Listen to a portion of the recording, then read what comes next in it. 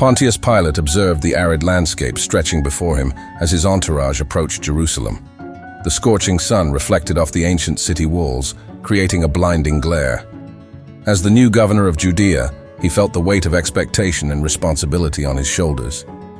The region was known for its instability and religious fervor, and Pilate knew that governing there would not be a simple task. As he passed through the gates, he was met with a mixture of curious and distrustful glances from the locals. Roman soldiers marched through the narrow streets, trying to impose order amid the constant agitation. Pilate realized that he would need to balance the firm hand of the empire with an understanding of the people's traditions. In his newly assigned palace, he was greeted by his wife, Claudia Procula, who awaited him with a welcoming smile. "This place is unlike anything we've seen before," she softly commented. Pilate nodded, aware that the challenges ahead would require not only strength but also diplomacy. As night fell over Jerusalem, Pilate reflected on his ambitions. Governing Judea successfully could elevate him in the eyes of Caesar. Determined, he decided that he would do whatever was necessary to maintain peace and affirm Rome's authority in this distant land. The next day, Pilate began familiarizing himself with local matters. He received reports from his officers about minor disturbances and realized that the situation was more delicate than he had imagined. The Jews were a proud people, deeply attached to their traditions and beliefs. Any disrespect could inflame the population. In a meeting with the religious leaders, Pilate attempted to establish dialogue. However, he encountered resistance and distrust. The high priest expressed concerns about Roman symbols displayed in sacred places. Pilate, accustomed to deference, felt challenged. Roman law must be respected, he asserted firmly. Jerusalem's streets became the stage for protests. Groups gathered, clamoring against Roman oppression. Pilate watched from his palace, pondering how to control the situation without provoking open revolt. His advisors suggested harsh measures, but Claudia urged him to act cautiously. One night, rumors of a possible uprising reached him. Determined to show strength, he ordered soldiers to disperse the demonstrators. The confrontation resulted in injuries and increased animosity. Pilate began to understand that ruling by force might be counterproductive in this land, where faith guided the people more than the sword. In the days that followed, a new name began to echo through the streets of Jerusalem: Jesus of Nazareth. Pilate received reports about this preacher, who attracted crowds with words of hope and miracles attributed to him. Intrigued, he instructed one of his centurions to discreetly observe the man's activities. As he walked along the palace terraces, Pilate saw a crowd in the distance. People from all over came to hear Jesus speak about love, forgiveness, and a kingdom not of this world. While his messages seemed harmless, the religious leaders saw in him a threat to the established order. Claudia, ever perceptive, commented to Pilate about the rumors reaching her. "They say he heals the sick and brings comfort to the desperate," she said. Pilate pondered whether Jesus was just another of the many prophets emerging in that region, or if he represented something more significant. One night, in a meeting with his advisors, the discussion about Jesus became more heated. Some believed he could incite a rebellion, while others saw him as a spiritual leader with no political ambitions. Pilate decided to stay informed but not intervene for the time being. "If he does not challenge Rome, he is not our problem," he concluded. However, an unsettling feeling began to rise in Pilate. Something about that man seemed different, and he sensed that their paths would inevitably cross. As the days passed, tension in Jerusalem grew. One morning, Pilate was surprised by the hurried arrival of a group of Sanhedrin leaders. With grave expressions, they brought with them a man in chains, Jesus of Nazareth. "This man is a blasphemer and an agitator," declared the high priest. "He must be judged and condemned." Pilate observed Jesus carefully. There was an intriguing calm in his demeanor, a serenity that contrasted with the ferocity of the accusations. "Are you the king of the Jews?" Pilate asked. Jesus replied, "You say so." Confused, Pilate could find no crime in this man. "I find no fault in this man," he told the religious leaders. But they insisted. "He stirs up the people from Galilee to here," they protested. Upon learning that Jesus was Galilean, Pilate saw an opportunity to rid himself of the case and sent him to Herod Antipas, ruler of Galilee, who was in the city. However, Herod also returned Jesus to Pilate, not wanting to get involved. The crowd began to gather outside the palace. Claudia approached Pilate, worried. "I had a troubling dream about this righteous man," she said. "Do not get involved with him." Pilate felt the weight of the pressures intensifying. Every moment, the decision became more urgent and complicated. Realizing that the situation could spiral out of control, Pilate tried one last strategy. It was customary to release a prisoner during Passover. He presented Jesus and Barabbas, a notorious criminal, before the crowd, offering them the choice. Influenced by the Sanhedrin leaders, the people cried out, "Release Barabbas! Crucify Jesus!" Pilate was stunned. "What evil has this man done?" he asked, but the cries only grew louder. Feeling cornered between justice and the possibility of revolt, he began to realize that his authority was being dangerously challenged. The square in front of the Praetorium was filled with an agitated crowd. Pilate, feeling the growing pressure, ordered Jesus to be brought out. The high sun illuminated the tense scene. "Behold the man," Pilate said, hoping that the sight of Jesus, already weakened, would evoke compassion. "It is your custom that I release one prisoner to you during Passover," he announced. "Who do you wish for me to release? Barabbas, a convicted criminal, or Jesus, called the Christ?" There were murmurs among the crowd, but soon the religious leaders incited them. "Barabbas!" they shouted in unison. Surprised, Pilate questioned, "And what shall I do with Jesus?" The response came like a roar, "Crucify him!" Pilate was perplexed by the ferocity of the clamor. "What evil has he done?" he insisted, trying to appeal to reason. But the cries only grew louder, echoing off the stone walls. The pressure was overwhelming. The Sanhedrin leaders warned him, "If you release this man, you are no friend of Caesar. Anyone who claims to be a king opposes the emperor." Feeling trapped, Pilate looked at Jesus, who remained silent, an intriguing calm amid the chaos. The governor realized that he faced an impossible choice: follow his conscience or avoid a potential revolt that could cost him his position and even his life. With a heavy heart, Pilate took a basin of water and washed his hands before the crowd. "I am innocent of this man's blood. The responsibility is yours," he declared. Then he ordered that Jesus be handed over for crucifixion. As the crowd erupted in cheers, Pilate felt a deep unease, sensing that the consequences of that decision would haunt him forever. The night fell over Jerusalem, but sleep did not come for Pilate. Restless, he paced the palace corridors, haunted by the day's events. Claudia's words echoed in his mind, "Do not get involved with this righteous man." The silence of the early hours was broken only by the whispers of the wind, but to Pilate it seemed to carry accusatory voices. Suddenly, a storm formed on the horizon. Lightning sliced through the sky, briefly illuminating the sleeping city. Pilate looked out the window and saw the black clouds rapidly advancing. He felt a chill run down his spine. Could it be a sign from the gods? He wondered.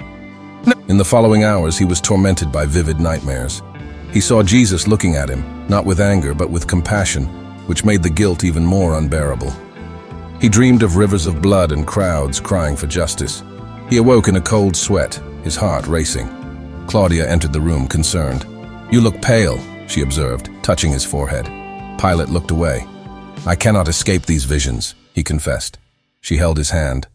"Perhaps you should seek redemption," she gently suggested. But Pilate, proud, pulled away. "Redemption?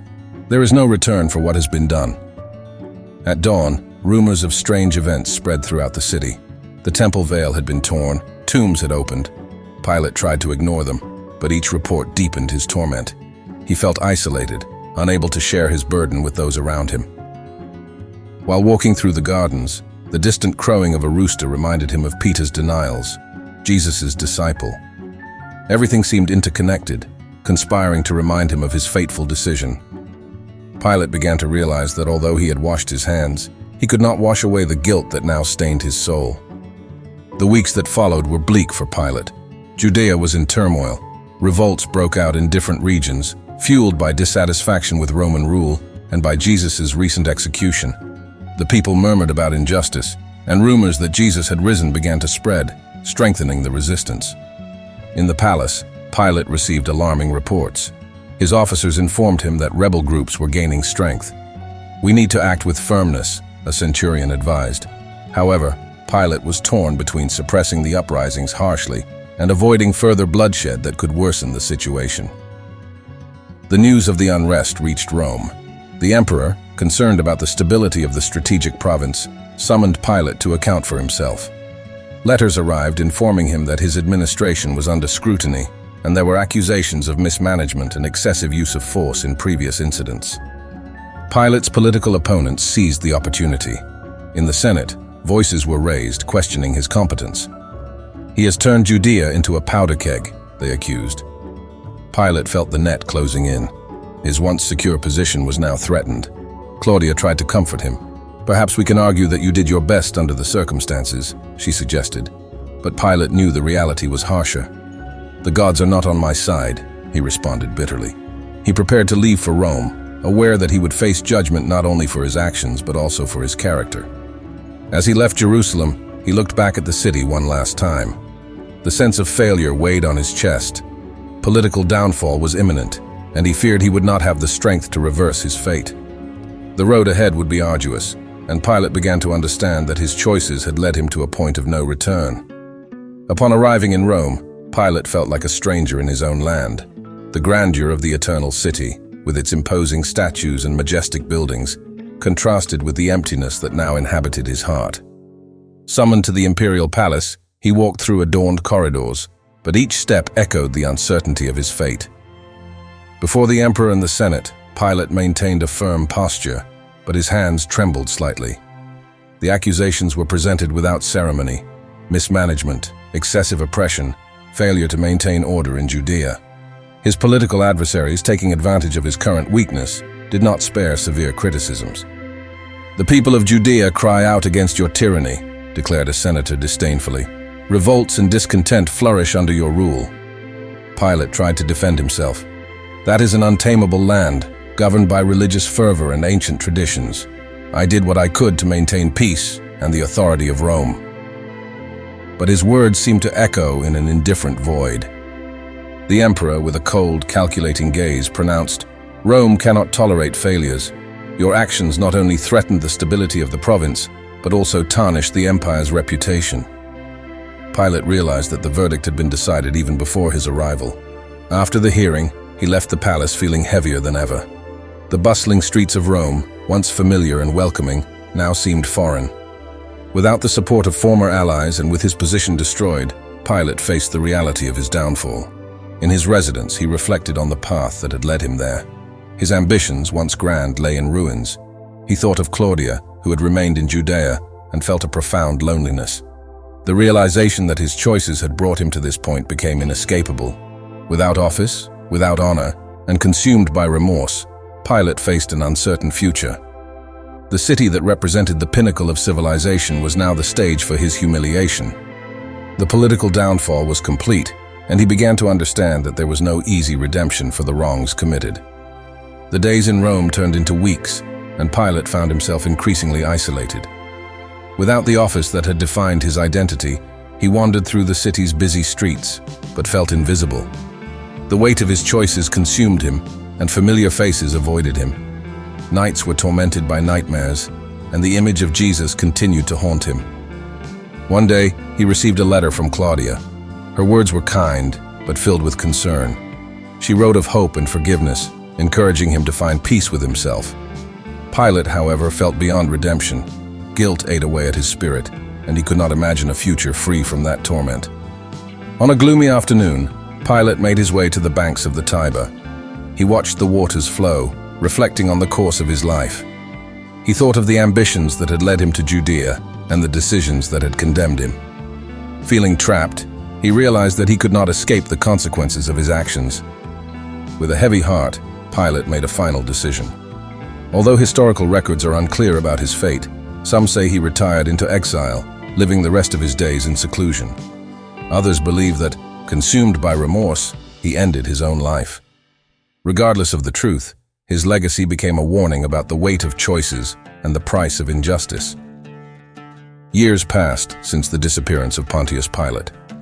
In Jerusalem, Claudia Procula walked through the bustling markets, hearing the murmurs of the people. The name of Jesus of Nazareth was now widely known, and his followers multiplied. The movement he had started survived his death, spreading throughout the Roman Empire. Claudia reflected on the events that led to her husband's downfall. Though distant, she kept hope in her heart that Pilate had found some form of peace. She occasionally corresponded with acquaintances in Rome, but news of him was scarce. In Rome, in intellectual circles, discussions arose about the nature of justice and power. Pilate's case had become an example studied by philosophers and statesmen. His story served as a warning about the dangers of moral indecision and submission to external pressures at the expense of one's conscience. Meanwhile, Christianity gained strength. The teachings of Jesus echoed in homes, squares, and even in imperial courts. The message of love and forgiveness offered comfort in tumultuous times. Ironically, the attempt to silence Jesus had only amplified his voice. Pilate's legacy was marked by ambiguity.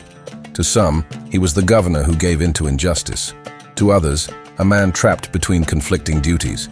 His story persisted as a reminder of the complexities of power and the consequences of choices made under pressure.